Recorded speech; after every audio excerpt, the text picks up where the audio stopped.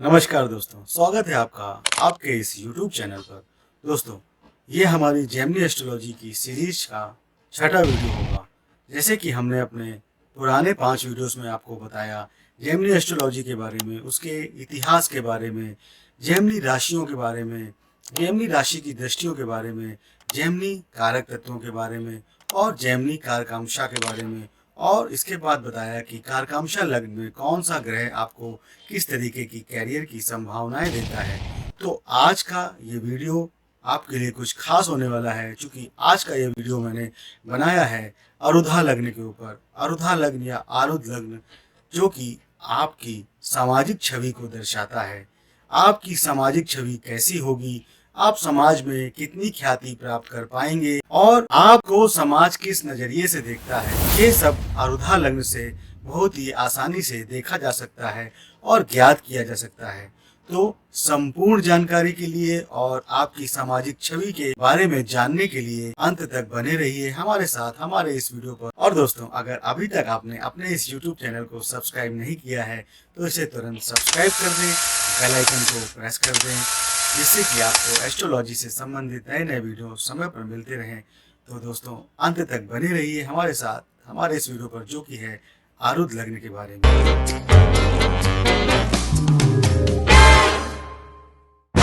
तो दोस्तों, शुरुआत करते हैं आरुद्ध लग्न के बारे में। आरुद्ध का मतलब होता है किसी के ऊपर सवार होना, किसी की सवारी करना, मतलब किसी पे हावी हो जाना।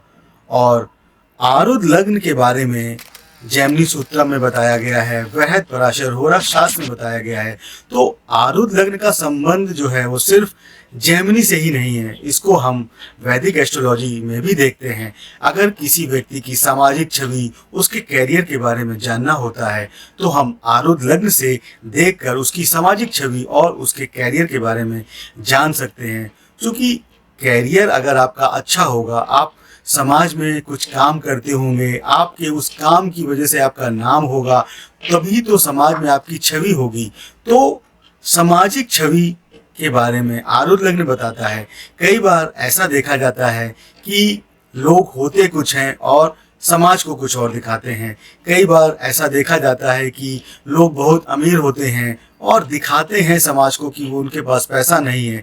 जब भी उनके पास पैसा मांगने कोई जाता है तो वो बोलते हैं हमारे पास तो पैसा ही नहीं है, हमने तो सारा पैसा लोन में ले रखा है और हमारे ऊपर इतनी EMI है। परंतु वास्तविकता उससे अलग होती है। उनके पास लाखों रुपए का बैंक बैलेंस होता है और करोड़ों रुपए की संपत्ति होती है, परंतु समाज में वो छवि ऐसी दिखाते हैं कि उनके पास पैसा नहीं है। वहीं कुछ लोग ऐसे भी होते हैं जिनके पास कुछ पैसा नहीं होता, सारा कुछ उनका लोन में होता है, सब कुछ उनका पैसा जो उनकी पूंजी होती है, जो उनकी सैलरी होती है, वो सब EMI में चली जाती है। परंतु फिर भी वो समाज को ऐसा दिखाते हैं, बड़ी बड़ी गाड़ियों से चलेंगे और कई सारा शानो शौकत की सुविधाओं में पैसा खर्च करेंगे, जबकि उनके पास वास्तविकता में इतना पैसा नहीं होता जितना वो लोगों को अपना पैसा दिखाते हैं, अपना वैभव दिखाते हैं, अपना ऐश्वर्य दिखाते हैं।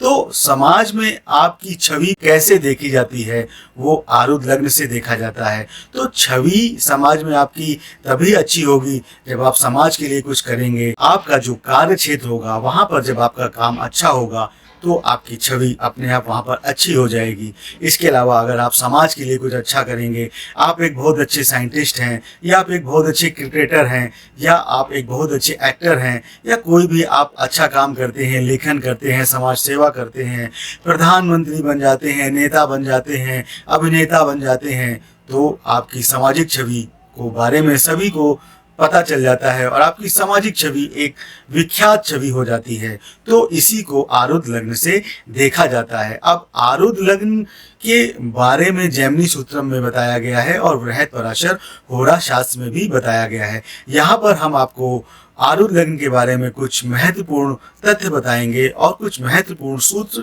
बताएंगे। फिर कुछ एग्जाम्पल कुंडली के माध्यम से हम आपको आरुद्ध लग्न के बारे में विस्तार से बताएंगे। तो आरुद्ध लग्न निकालने के लिए आपको एक सिंपल सा प्रोसीजर है। आपको कुछ नहीं करना है, आपको किसी भी सॉफ्टवेयर के माध्यम से आपको अपनी लग्न कुंडली निकाल लेनी है। आपको अपनी लग्न कुंडली निकालने के बाद देखना है कि आपका जो लग्नेश है वो लग्न से कितने घर दूर पर बैठा हुआ है। जैसे एग्जाम्पल, आपकी अगर मेष लग्न की कुंडली है तो मेष लग्न का जो स्वामी हुआ मंगल देव, वो आपके लग्न से कितने स्थान दूरी पर बैठा हुआ है। सपोज वो चौथे घर में बैठा हुआ है या सपोज वो पांचवें घर पर बैठा हुआ है, तो उसकी लग्न से दूरी हुई 5। अब वहां से जहां पर लग्नेश बैठा हुआ है वहां से आप 5 घर आगे गिन लीजिए, तो 5, 6, 7, 8, 9 यानी 9वां घर आ गया। तो आपका जो आरूढ़ लग्न बनेगा वो 9वां घर बनेगा। अब 9वें घर की राशि को आप नोट कर लीजिए।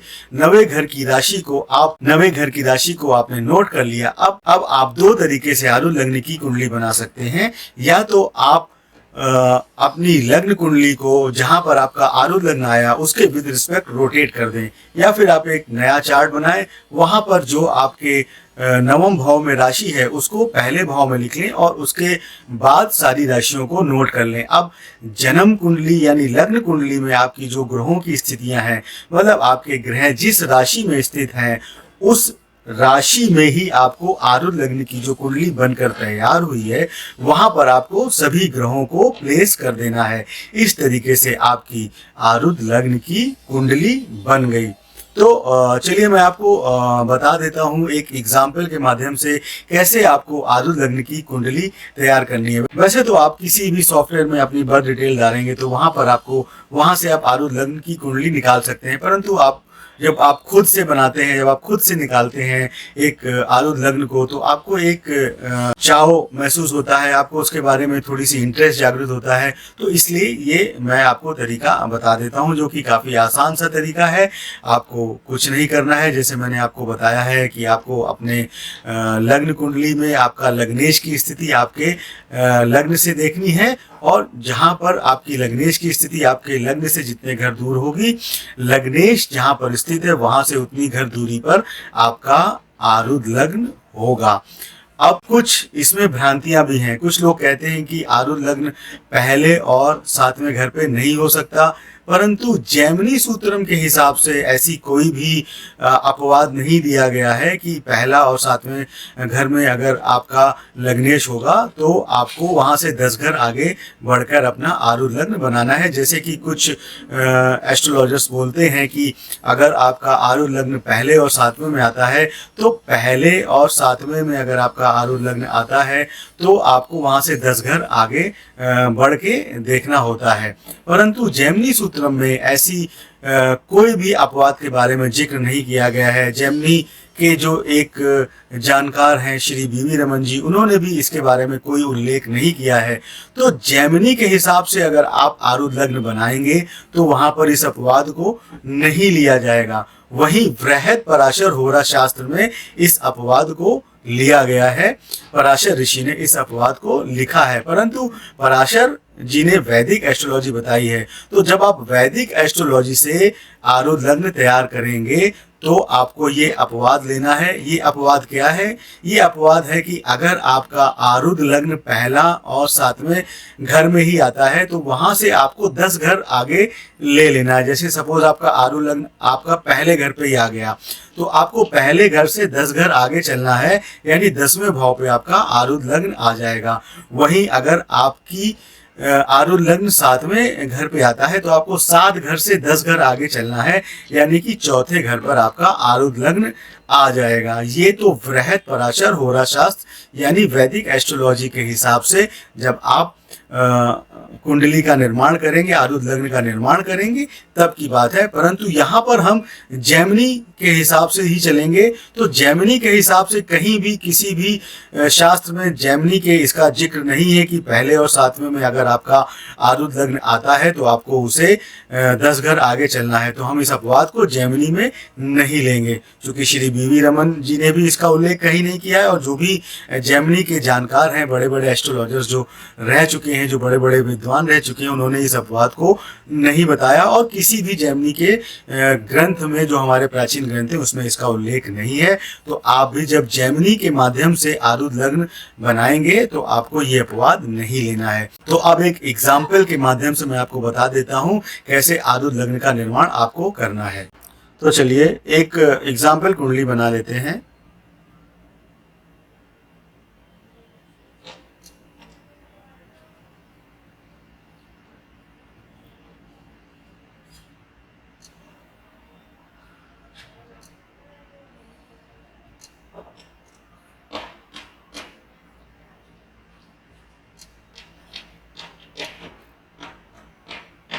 ये एक एग्जाम्पल कुंडली हमने बना ली। यहाँ पर हम मेष लग्न से ही चलते हैं। मेष लग्न की कुंडली बना लेते हैं। 1 2 3 4 5 6 7 8 9 10 11 12। इस प्रकार से मेष लग्न की यानी काल पुरुष की कुंडली में 12 राशियों का प्लेसमेंट होता है। अब सपोज करिए कि आपका मंगल जो है यहाँ पर बैठे हुए हैं, मंगल देव जी आपके यहाँ पर बैठे हुए हैं जो कि आपके लग्नेश हैं। तो यहाँ से कितने घर दूरी पर है? 1 2 3 4 और 5, यानी आपका जो लग्नेश है वो 5 हाउस की दूरी पर बैठा हुआ है इस कुंडली में।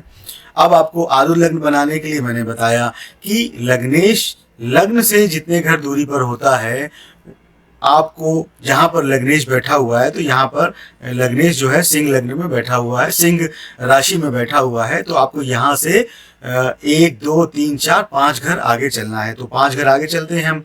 1 2 3 4 5, यानी जब हम 5 घर आगे चलेंगे तो हमारा 9वां भाव आ जाएगा।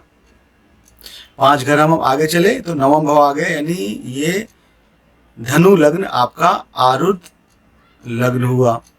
अब आप इसको कैसे रोटेट करेंगे? या तो आप यहाँ से रोटेट कर दें इस पूरी कुंडली को, या फिर आप एक नया चार्ट बना लें इस तरीके से।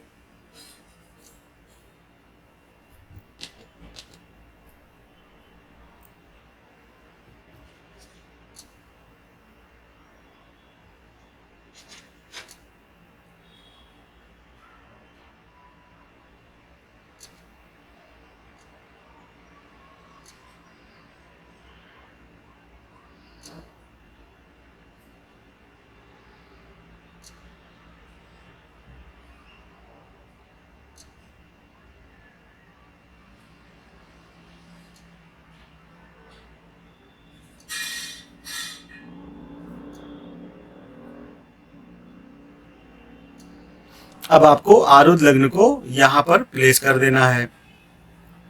तो इस राशि को हमने यहाँ पर बिठा दिया, तो अब आगे की राशियों को उसी हिसाब से हम चला देंगे।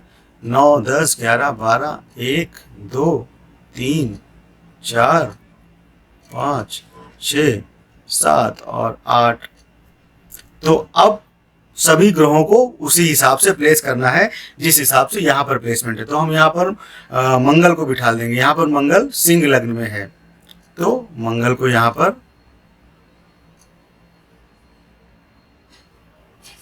बिठा दिया हमने।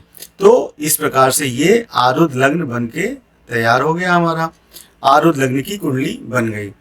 अब चलिए एक और एग्जाम्पल ले लेते हैं जिससे आपको थोड़ा सा अच्छे से समझ आ जाएगा।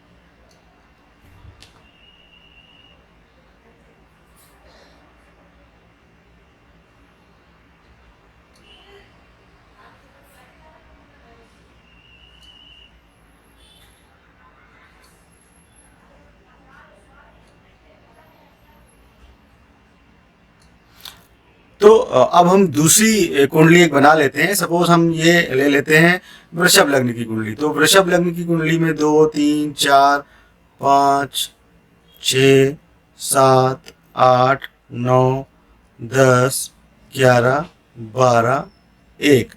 अब सपोज करिए कि वृषभ लग्न की कुंडली में जो वृषभ के लॉर्ड होते हैं शुक्र देव जी, वो यहाँ पर स्थित हैं। शुक्रदेव जी यहाँ पर स्थित हैं, ये कि 11वां घर है। अब तो अब मैंने क्या बताया था कि लग्न से लग्नेश की दूरी को ज्ञात कर लेते हैं। तो लग्न से लग्नेश की दूरी 11 घर की है। 1 2 3 4 5 6 7 8 9 10 11। अब आरुद्ध लग्न निकालने के लिए आपको क्या करना है, जहां पर लग्नेश बैठा है वहां से 11 घर आगे चल दीजिए आप। तो 1 2 3 4 5 6 7 8 9 10 11। तो इस प्रकार से ये मकर राशि जो है वो आरुद्ध लग्न बनकर तैयार हो गई। अब हम इसी हिसाब से एक नई कुंडली बना लेते हैं और उसमें सभी ग्रहों को आपकी जो लग्न चार्ट में स्थिति होती है उस हिसाब से बिठा देंगे।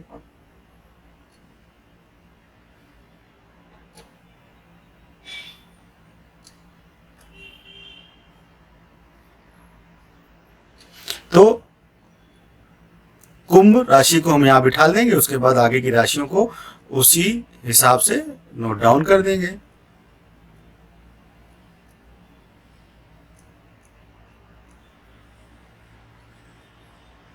तो ये आपका आरुद्ध लग्न बनकर आ गया। अब वीनस कहाँ बैठा हुआ था, वीनस बैठा था मीन राशि में। तो यहाँ पर वीनस आ गया 3rd हाउस में। लग्न में आपका 11th लॉर्ड था, परंतु आरुधा लग्न में ये आपका 3rd लॉर्ड हो गया।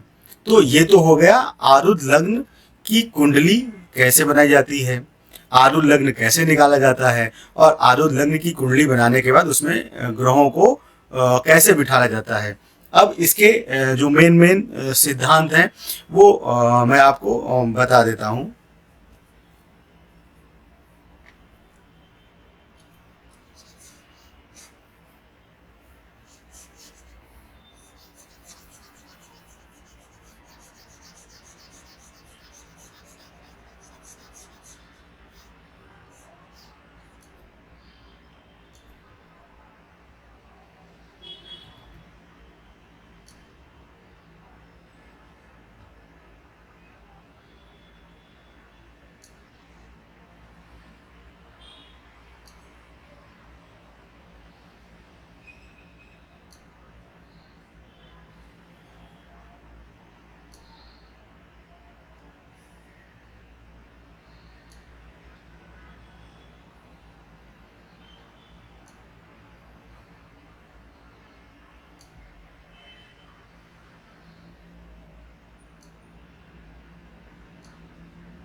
तो अब आपने आरुद्ध लग्न की कुंडली बनाना सीख लिया, अपने आरुद्ध लग्न के बारे में जान लिया और अपनी लग्न कुंडली के हिसाब से सभी ग्रहों को प्लेस कर दिया। अब इसके जो मुख्य मुख्य सिद्धांत क्या हैं, तो वैदिक एस्ट्रोलॉजी में जो सिद्धांत लग्नेश के बारे में लगते हैं वही सिद्धांत आरुद्ध लग्न के बारे में लगेंगे।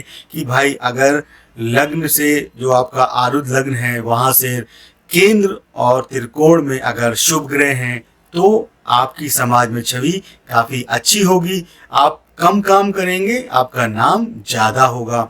वहीं अगर केंद्र और त्रिकोण में पाप ग्रह हुए तो आप काम ज्यादा करेंगे परंतु समाज में आपकी छवि अच्छी नहीं होगी, या समाज में आपको अपनी छवि बनाने के लिए काफी मेहनत करनी पड़ेगी, क्योंकि पाप ग्रह मेहनत करवाते हैं, वहीं शुभ ग्रह आपको कोई भी काम आसानी से दे देते हैं। तो अगर जब सपोज आपका ये आरुद्ध लग्न हुआ तो यहाँ से केंद्र हुआ 1 4 7 10 और त्रिकोण हुआ 5 और 9। तो यहाँ पर आपके अगर शुभ ग्रह आ जाते हैं केंद्र और त्रिकोण में तो आपकी समाज में छवि काफी अच्छी होगी, कम प्रयासों से ही आपको आपका नाम जो है चारों दिशाओं में फैल जाएगा। वहीं अगर यहाँ पर पाप ग्रह हुए तो आपको आपकी छवि बनाने के लिए काफ़ी मेहनत करनी पड़ेगी, आपकी छवि के लिए आपको मेहनत ज़्यादा करनी पड़ेगी, छवि कम बनेगी। वहीं शुभ ग्रह अगर हुए यहाँ पर तो मेहनत कम है, छवि ज़्यादा अच्छी बनेगी। तो ये तो हो गया इसका पहला सिद्धांत, जैसा कि वैदिक एस्ट्रोलॉजी में भी आपने देखा होगा।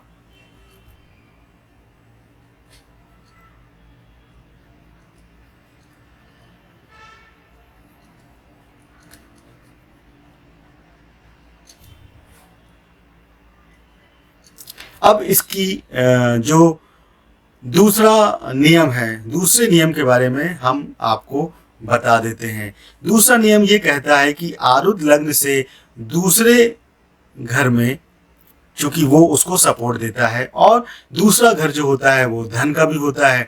तो जब आपके पास धन होगा तभी आपकी समाज में छवि अच्छी होगी, क्योंकि आजकल का जो युग है वो पैसे का है, भौतिकता का, बात का है। तो इसलिए आरुद्ध लग्न से दूसरे भाव में जब शुभ ग्रह होते हैं, चंद्रमा हुआ, शुक्र हुआ, तो आपका पैसा आपके पास चल के आता है, आपका कैरियर अच्छा रहता है और आपकी समाज में छवि अच्छी होती है। क्योंकि दूसरा भाव वाणी का भी है, तो यहाँ पर जब शुभ ग्रह बैठेंगे तो आपकी वाणी अच्छी होगी, और अगर आपकी वाणी अच्छी है तो आपकी समाज में छवि भी अच्छी हो जाएगी। वाणी अच्छी है, पैसा अच्छा है, आप लोगों की इज्जत करते हैं, तो आपका समाज में मान सम्मान होना ही है, नाम आपका होना ही है। तो ये तो हो गई इसकी दूसरी जो इसका सूत्र था। सेकंड हाउस,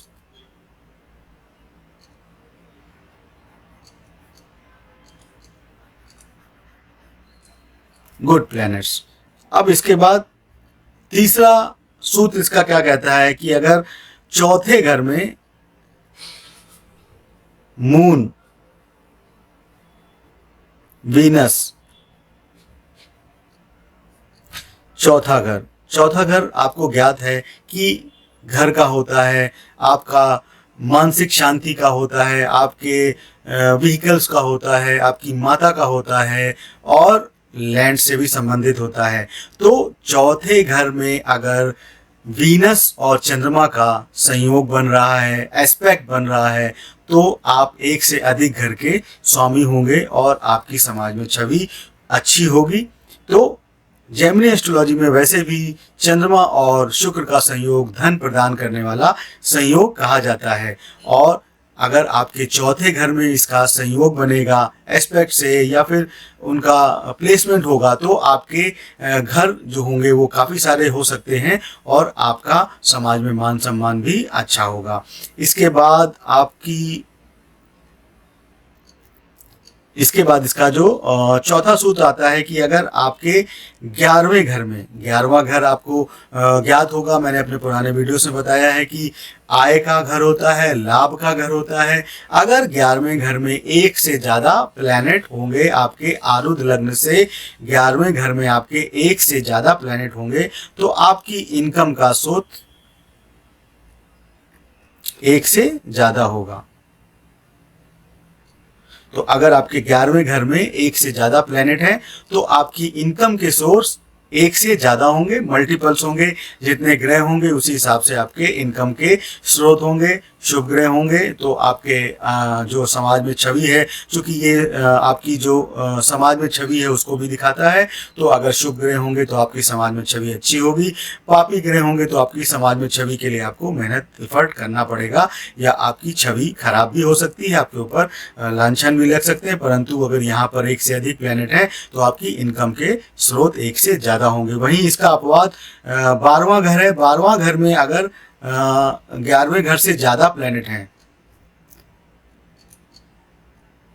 11वें घर से ज़्यादा प्लेनेट 12वें घर में है, तो आपकी इनकम से ज़्यादा आपकी व्यय हो रहा होगा, आपको लॉसेस ज़्यादा हो रहे होंगे। तो अगर 12वें घर में प्लैनेट्स ज़्यादा हैं एक से, तो आपकी जो आपका एक्सपेंसेस हैं, जो आपके लॉसेस हैं, वो ज़्यादा हो रहे होंगे। तो 11वें घर में आपके प्लैनेट्स ज़्यादा हैं तो आपकी इनकम के स्रोत ज़्यादा हैं। वहीं अगर 11वें से ज़्यादा 12वें घर में है तो आपके लॉसेस, एक्सपेंसेस ज़्यादा हैं।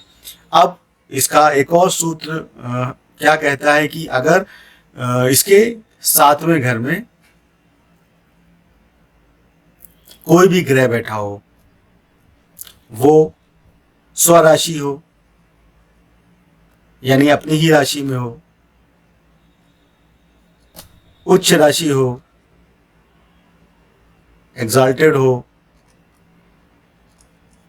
मित्र की राशि में हो,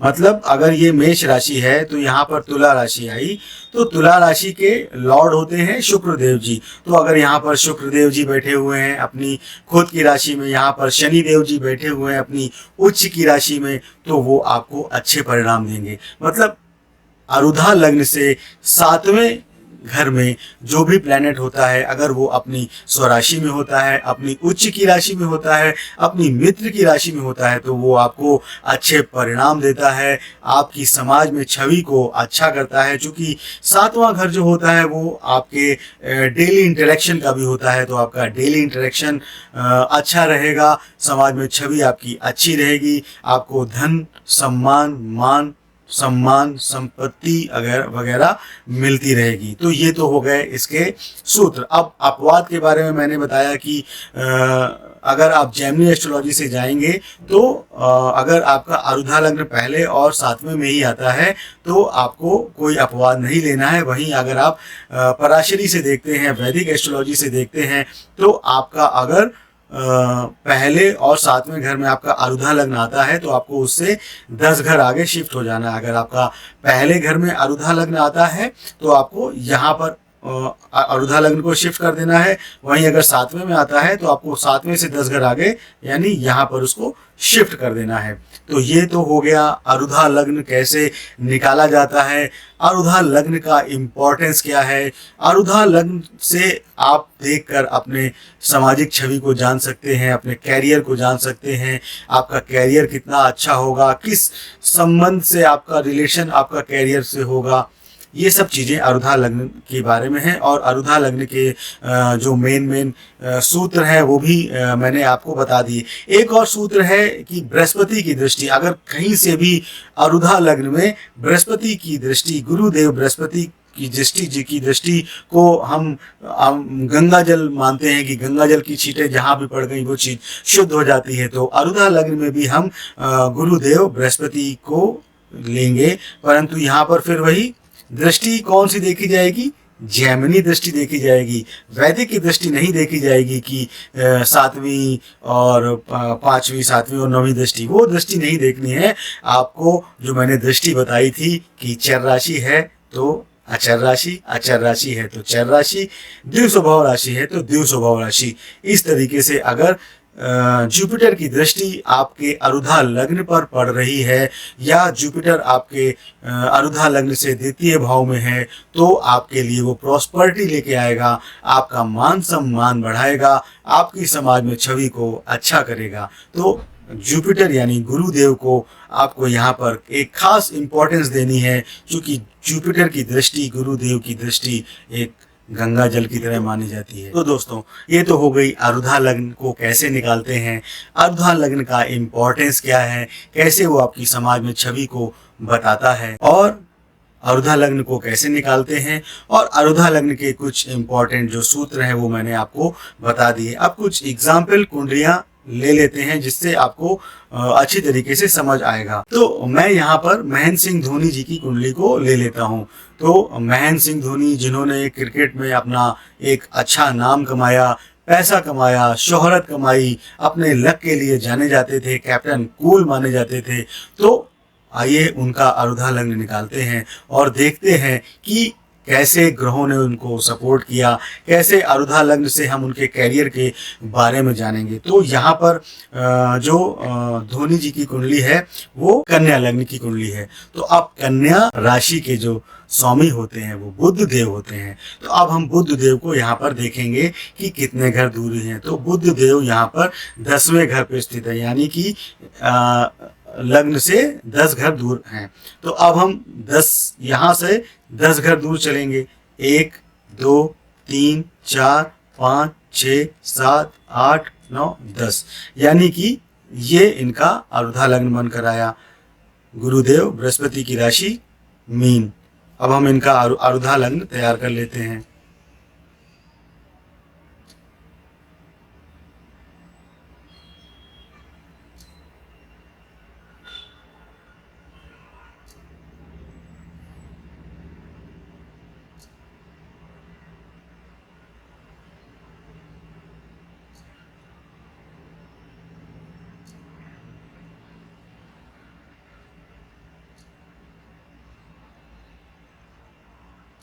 तो एक बार फिर से मैं बता देता हूँ, ये धोनी जी की कुंडली है जो कि मैंने नेट से उठाई है। अब उसकी रियलिटी के बारे में मुझे ज़्यादा जानकारी नहीं है। तो धोनी जी की कुंडली जो है वो कन्या लग्न की कुंडली है। अब कन्या लग्न यानी कन्या राशि के जो स्वामी होते हैं बुधदेव, वो हमको देखना है कि लग्न से कितने घर दूर हैं। तो बुधदेव यहाँ पर 10वें घर पर स्थित हैं और यहाँ से अगर हम चलेंगे तो 10 घर दूर हैं बुधदेव जी 10 हाउस। तो अब हमें बुध से 10 घर दूर चलना है। 10 घर दूर चलेंगे तो 1 2 3 4 5 6 7 8 9 10, यानी कि अगर हम 10 घर आगे चलेंगे तो ये अरुधा लग्न बनकर आ जाएगा। तो ये अरुधा लग्न इनका मीन राशि का हो गया। अब हमें यहाँ पर पहले भाव में मीन राशि लिख लेनी है, उसके बाद आगे की राशियों को हम नोट डाउन कर देंगे।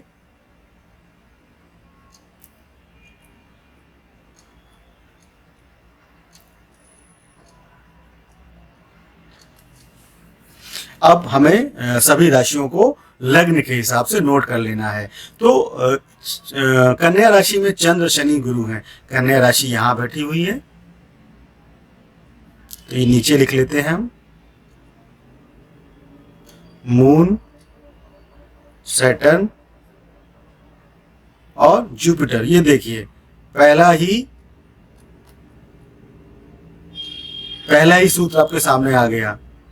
मून शुभ ग्रह, जुपिटर की दृष्टि इनके अरुधा लग्न पे पड़ रही है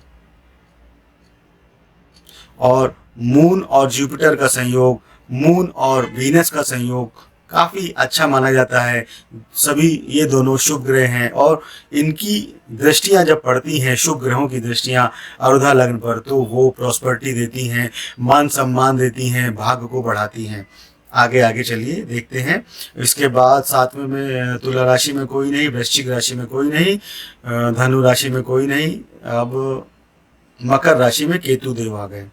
तो मकर राशि में केतु देव आ गए।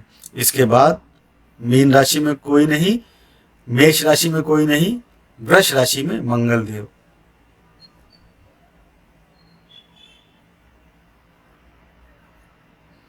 इसके बाद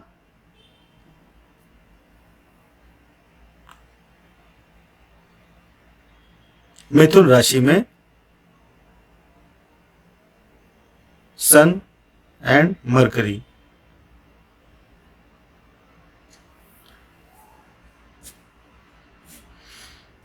उसके बाद कर्क राशि में शुक्र और राहु।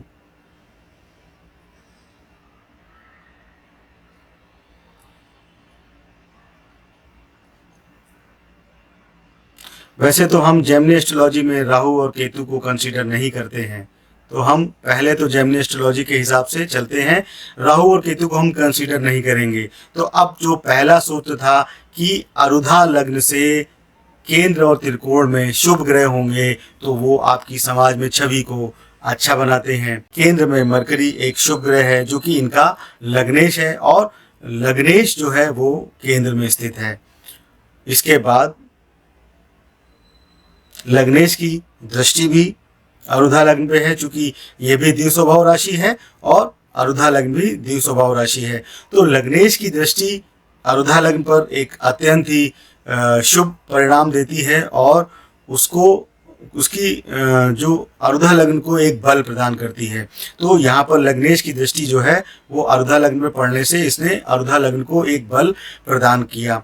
इसके बाद यहाँ पर जो वीनस आ गया त्रिकोण में, उसने भी हमारे सूत्र को पुख्ता कर दिया कि त्रिकोण में अगर कोई शुभ ग्रह है तो वो आपकी समाज में छवि को अच्छा करता है।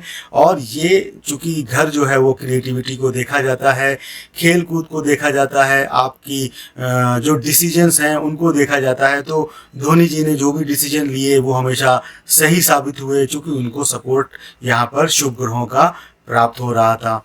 इसके बाद हम बारी आती है कि 7वें घर की। तो 7वें घर पर देखिए यहाँ पर मून और जुपिटर दो शुभ ग्रह बैठे हुए हैं। तो केंद्र में मरकरी, मून और जुपिटर ये शुभ ग्रह हो गए और जुपिटर की दृष्टि यहाँ पर आरुधा लग्न पर पड़ रही है। चूंकि 6 नंबर द्विस्वभाव राशि है और 12 नंबर भी द्विस्वभाव राशि है, तो जुपिटर की दृष्टि पूरी तरीके से आरुधा लग्न पर पड़ रही है। वहीं मून की दृष्टि भी पूरी तरीके से आरुधा लग्न पर पड़ रही है। मून और जुपिटर का जो संयोग होता है वो गजकेसरी योग बनाता है। तो इस गजकेसरी योग की वजह से जो धोनी जी का लक था वो एक सुपर नेचुरल लक था। वो जो भी डिसीजन ले लेते थे वो सही हो जाता था। समाज में उनकी छवि कैप्टन कूल की थी, चूंकि चंद्रदेव जो है वो कूल रहते हैं हमेशा, और बृहस्पति देव जो है वो ज्ञान के देवता हैं। तो ज्ञान और धैर्य उनके पास आ गया, इस वजह से उनको कैप्टन कूल कहा जाता था। इसके अलावा अगर हम बात कर लेते हैं इनके तीसरे घर में, तो तीसरे घर में जो कि साहस का घर है, जो कि आपके छोटे भाई बहनों का घर है, और यहाँ पर अगर पाप ग्रह होते हैं तो वो आपको अच्छा परिणाम देते हैं, आपके एफर्ट्स में एक आपको परिणाम अच्छे देते हैं। तो यहाँ पर मार्स होने की वजह से उनके तीसरे घर पर मार्स होने की वजह से जो है उनके एफर्ट्स अच्छे रहे। उनको थोड़ी मेहनत करनी पड़ी, परंतु शुरुआत की मेहनत के बाद उनको जो लक का सपोर्ट मिला वो इतना अच्छा मिला कि फिर कहना ही क्या। उनका मान सम्मान, उनका नाम, उनका धन, उनका ऐश्वर्य चारों तरफ फैला। तो ये हो गई धोनी जी की कुंडली। अब हम एक और कुंडली को देख लेते हैं। एक और विख्यात नाम है हमारे सामने जिनको हम सभी लोग आदर करते हैं, श्री अमिताभ बच्चन जी का। ये कुंडली भी मैंने नेट से उठाई है। तो श्री अमिताभ बच्चन जी की कुंडली जो कि कुंभ लग्न की कुंडली है, तो कुंभ लग्न की कुंडली के स्वामी होते हैं शनिदेव। अब शनिदेव यहाँ से कितने घर दूर पर बैठे हैं? 1 2 3 4, ये शनिदेव बैठे हैं। तो अब हम शनिदेव से 4 घर दूर चलेंगे, 1 2 3 4, यानी ये इनका आरुधा लग्न हो गया। वहीं अगर हम पराशरी से चलेंगे तो पराशरी में चूंकि आरुधा लग्न 7वें में आया, तो पराशरी के हिसाब से पहले और 7वें में आरुधा लग्न आता है, तो उसको हम 10 घर आगे बढ़ा देते हैं। तो अगर हम पराशरी के हिसाब से देखेंगे तो पराशरी के हिसाब से इनका 10 घर आगे बढ़ने पर यही आरुधा लग्न आ गया। परंतु हम यहाँ पर जेमिनी एस्ट्रोलॉजी की बात कर रहे हैं, तो हम जेमिनी एस्ट्रोलॉजी के हिसाब से ही चार्ट का निर्माण करेंगे। तो हम इनका आरुधा लग्न का चार्ट बना लेते हैं। अब इनका आरुधा लग्न क्या निकल के आया था? सिंह लग्न, सिंह राशि। तो हम यहाँ पर सिंह राशि लिख लेंगे, इसके बाद की राशियों को आगे लिख लेंगे।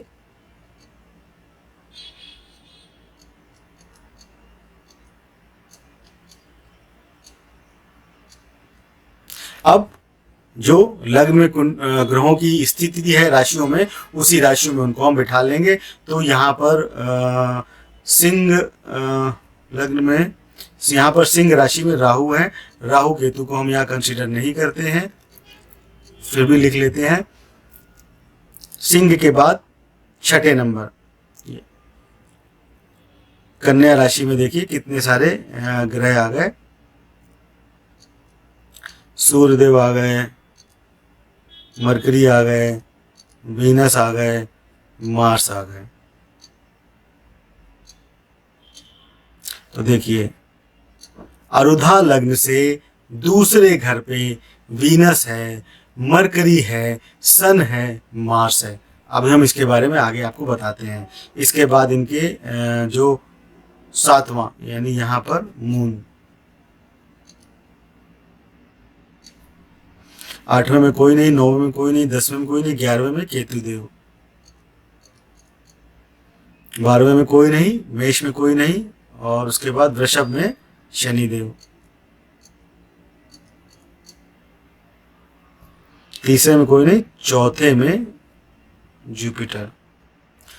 तो इस तरीके से इनकी आरुधा लग्न की कुंडली में सभी ग्रहों का प्लेसमेंट उनकी उनकी राशियों में हो गया। तो अब हम देख लेते हैं जो कि हमारा आरुधा लग्न का सिद्धांत था कि आरुधा लग्न से दूसरे घर में अगर शुभ ग्रह बैठे हुए हैं और ज़्यादा ग्रह बैठे हुए हैं तो वो आरुधा लग्न को सपोर्ट प्रदान करता है। और आरुधा लग्न को सपोर्ट प्रदान करके यहाँ पर देखिए सन और मरकरी बैठे हुए हैं, वीनस और मार्स बैठे हुए हैं। तो ये 4 ग्रह यहाँ पर बैठे हुए हैं दूसरे भाव पर। अब दूसरा भाव आपको ज्ञात है कि वाणी का है, तो वाणी के घर में मरकरी अपनी उच्च की राशि में बैठा हुआ है। तो अपनी उच्च की राशि में बैठे होने की वजह से मरकरी ने इनकी वाणी में एक ओज प्रदान किया, एक गंभीरता प्रदान की, और इनकी वाणी की वजह से ही इनका सूर्य साथ में बैठा हुआ है, तो इनकी चारों दिशा में ख्याति हुई।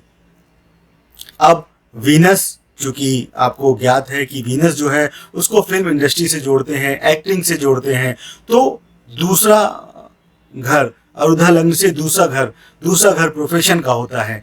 तो इनका जो प्रोफेशन था वो एक्टिंग से जुड़ा हुआ था और वाणी से जुड़ा हुआ था, और सन को सेलुलाइट से भी जोड़ते हैं। तो इस तरीके से इनका जो प्रोफेशन था वो फिल्म इंडस्ट्री से जुड़ा हुआ था, एक्टिंग से जुड़ा हुआ था, वाणी से जुड़ा हुआ था। पहले इन्होंने आकाशवाणी में भी काम किया था। तो इस तरीके से इन क्षेत्रों में काम करके इन्होंने अपार धन संपत्ति अर्जित की और उससे भी बढ़कर अपना नाम अर्जित किया। तो ये अरुधा लग्न से की खासियत है कि अरुधा लग्न को निकालते ही आपको ज्ञात हो जाता है कि किस तरीके से स्थितियां आपकी रहती हैं। तो इस तरीके से आपने देखा कि अरुधा लग्न की वजह से इनको जो है कितना मान सम्मान मिला फिल्म इंडस्ट्री के क्षेत्र में।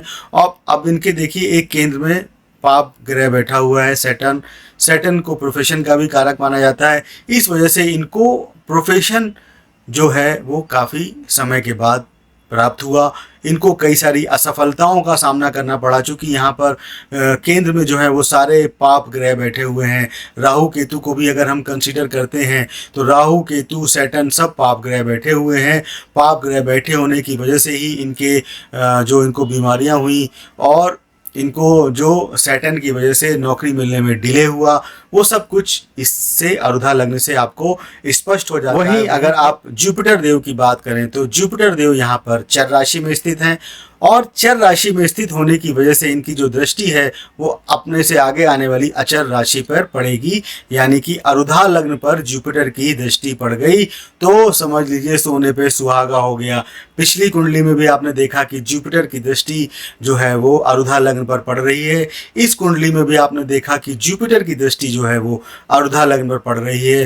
तो इनको मान सम्मान, धन संपत्ति, नाम, ख्याति सब कुछ मिल गया अपने इसी कैरियर में। और जब जब इनको परेशानियां आई, जब जब इनको बीमारियां आई, तब तब इनको इनकी जो जीवनी शक्ति है, जिसको कि गुरुदेव बृहस्पति यानी बृहस्पति देव कहते हैं, उसने इनको हमेशा सपोर्ट किया। तो इस तरीके से अरुधा लग्न की सहायता से आप आसानी से जान सकते हैं। तो इस तरीके से आप अरुधा लग्न की सहायता से जान सकते हैं कि समाज में आपकी छवि कैसी होगी, आप समाज में मान सम्मान प्राप्त कर पाएंगे कि नहीं कर पाएंगे। और मान सम्मान की बात जहां आती है तो वहाँ कैरियर जुड़ जाता है। तो अगर आपका कैरियर अच्छा होगा तभी आपका मान सम्मान अच्छा होगा। अगर आप कैरियर में अच्छा कर रहे हैं तभी आपका मान सम्मान जो है वो अच्छा होगा। तो अरुधा लग्न को हम यहाँ समाज में आपकी छवि और कैरियर से जोड़ के देखते हैं। तो मैंने आज के अपने इस वीडियो में आपको बताया अरुधा लग्न के बारे में, क्या है अरुधा लग्न की खासियत, कैसे निकालते हैं अरुधा लग्न आसानी से, और अरुधा लग्न के कुछ महत्वपूर्ण सूत्रों के बारे में मैंने आपको बताया। कुछ भ्रांतियां जो कि पहले और 7वें भाव में अरुधा लग्न को लेकर थी वो भी मैंने आपकी दूर की, और कुछ एग्जाम्पल कुंडली महेंद्र सिंह धोनी और श्री अमिताभ बच्चन जी की कुंडली को लेकर मैंने आपको बताया कि किस तरीके से अरुधा लग्न को देखा जाता है, कैसे अरुधा लग्न ने इन लोगों को एक ऊंचाइयों पर पहुंचा दिया, मान सम्मान, धन, वैभव सब कुछ इनके पास आया। तो आशा करता हूँ आपको आज का ये वीडियो पसंद आया होगा। अगर आपको आज का ये वीडियो पसंद आया हो तो प्लीज़ इसे लाइक करें, शेयर करें, और अगर अभी तक आपने अपने इस चैनल को सब्सक्राइब नहीं किया है तो प्लीज़ इसे तुरंत से सब्सक्राइब कर लें, क्योंकि इतना तो बनता ही है। और इसी तरीके की एस्ट्रोलॉजी से संबंधित नई नई जानकारियों के लिए बने रहें हमारे साथ।